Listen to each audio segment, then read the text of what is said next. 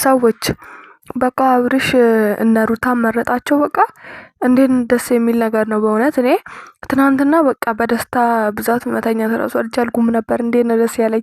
እና ግን በቃ እውነት የሆነ ውስጤ የተረበሸ ሁላ እነዚያ ማያልፉ የሚመስሉ ቀናቶች አልፈው ዛሬ አብርሽ እንግዲህ ልቦና ገዝቶ ሁለቱን መርጧል ማለት ነው።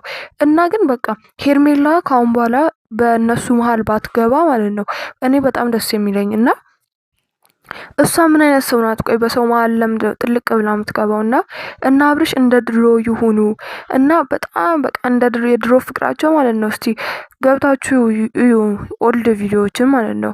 እንዴት የሚያስቀና ፍቅር ነበራቸው የእውነት። እና እኔ በቃ አሁን በጣም በቃ እኔ ራሱ እየደበረኝ ነበረ ሁሌ ማለት ነው። ዩቲዩብ የምከፍተውም ለነሱ ነበረ።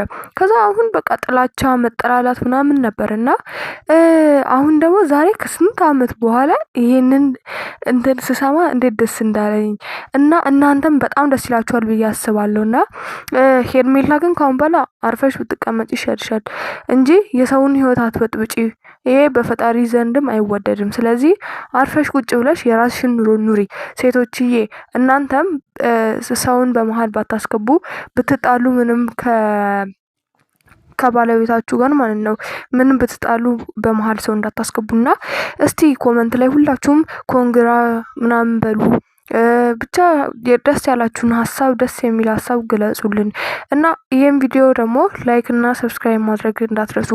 እና በጣም ነው አካውንት የተመታው። ስለዚህ እንተጋገዝ እስቲ እናንተ ይሄንን እንትን በማስመልከት